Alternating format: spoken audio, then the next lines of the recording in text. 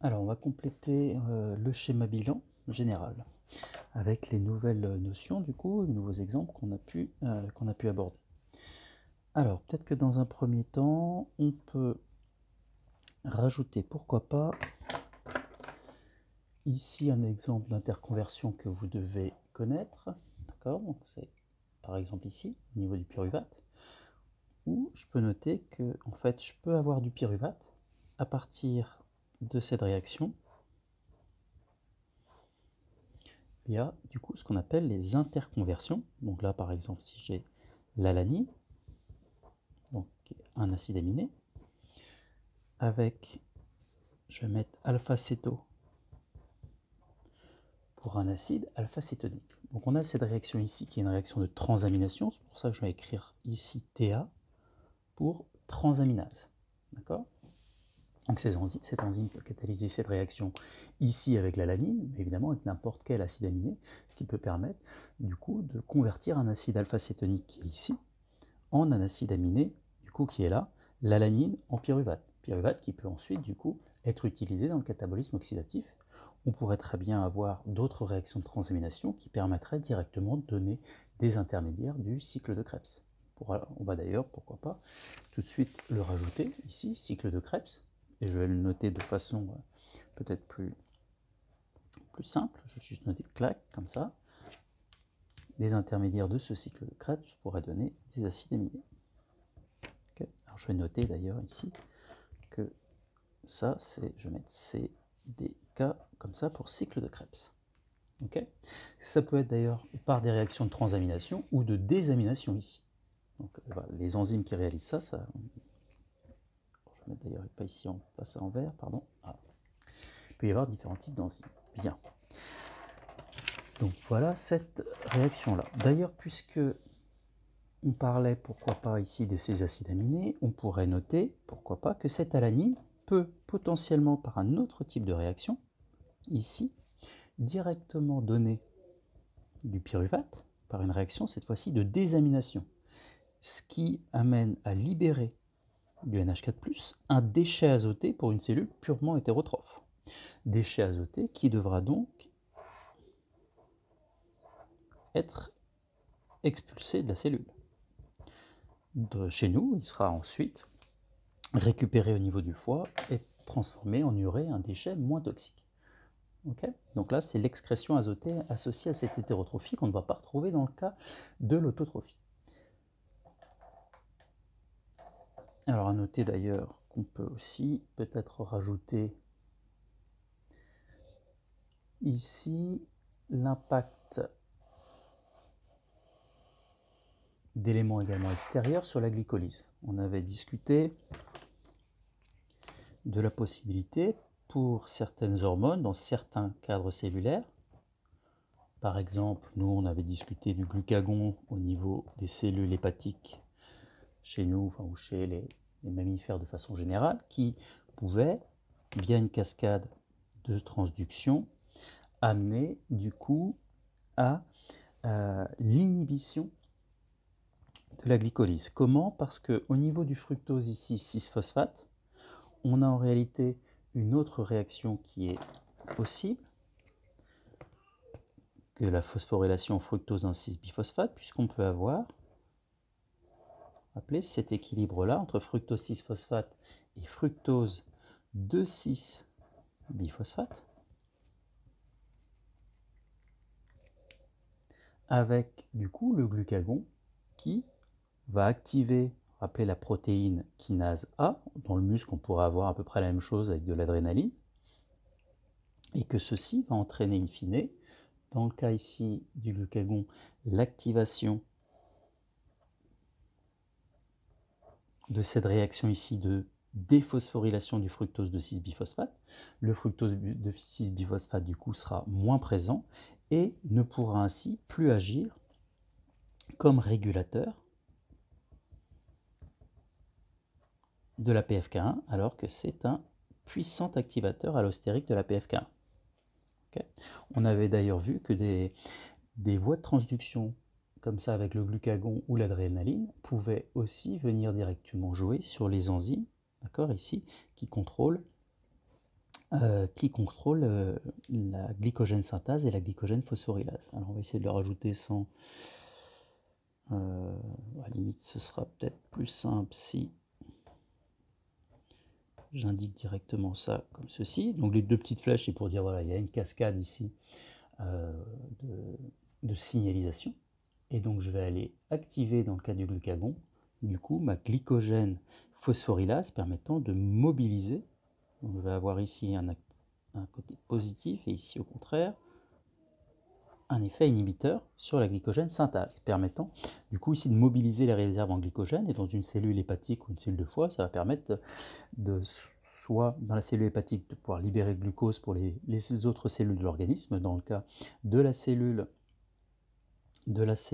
musculaire, on peut juste voilà, mobiliser ce glycogène s'il y en a du coup moins dans le milieu intérieur, enfin dans le sang.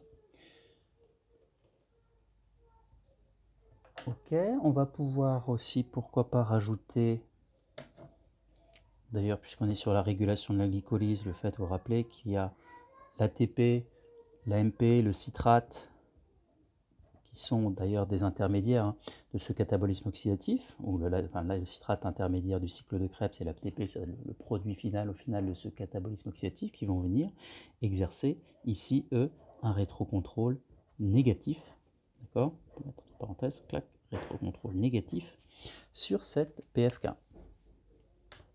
Donc, je ne mets pas l'effet de l'AMP, ça, qui est activateur, ça risquerait d'encombrer ce schéma. Alors peut-être qu'on pourrait aussi d'ailleurs rajouter, pourquoi pas, noter ici un autre type de récepteur, un récepteur au LDL, d'accord.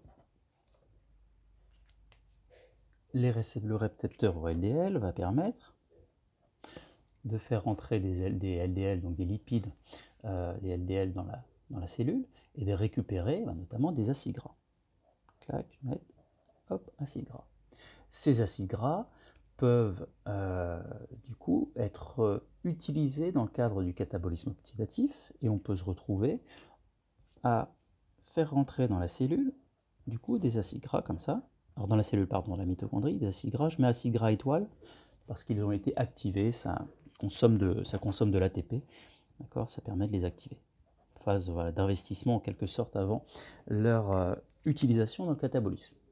D'ailleurs, les LDL, en plus des acides gras, peuvent amener à la formation également de glycérol, glycérol qui pourrait rejoindre ici la glycolyse. D'accord. Pareil, je ne vais pas le noter pour pas encombrer, mais ça peut être un autre exemple d'interconversion ici. Alors du coup, cet acide gras qui a été activé va pouvoir intégrer ici l'hélice de Lennon, d'accord, là. Donc j'ai juste moi marqué en titre bêta-ox pour parler de la bêta-oxydation des acides gras.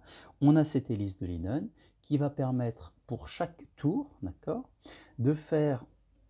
d'enlever 2 carbones de l'acide gras qui avait été activé initialement et d'en extraire du coup un NADH ici et un FADH2 qui vont pouvoir directement, vous voyez, on est sur place en quelque sorte, directement être utilisés au sein de la chaîne de transport d'électrons mitochondrial et donc générer le gradient de protons.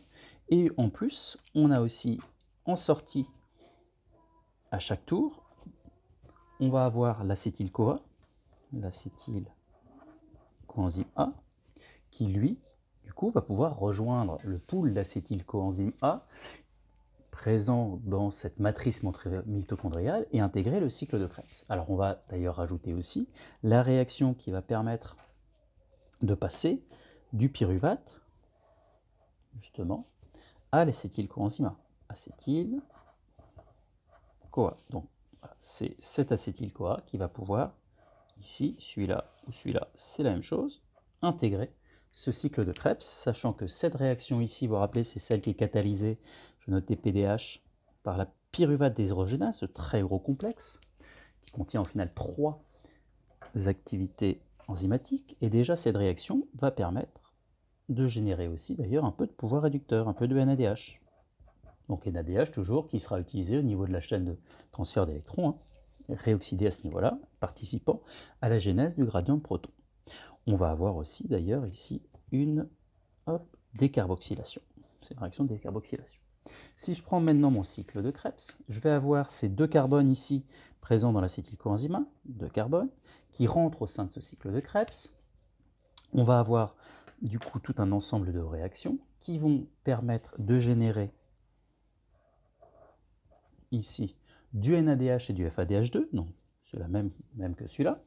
D'accord, donc je vais noter clac, NADH, FADH2. Alors, là je détaille, mais vous pouvez très bien marquer juste du RH2. En réalité, c'est pour un tour, pour un acétylcoenzyme, c'est 3 NADH, un FADH2, tout pareil, qui peut être réoxydé directement au niveau ici de la chaîne de transfert d'électrons.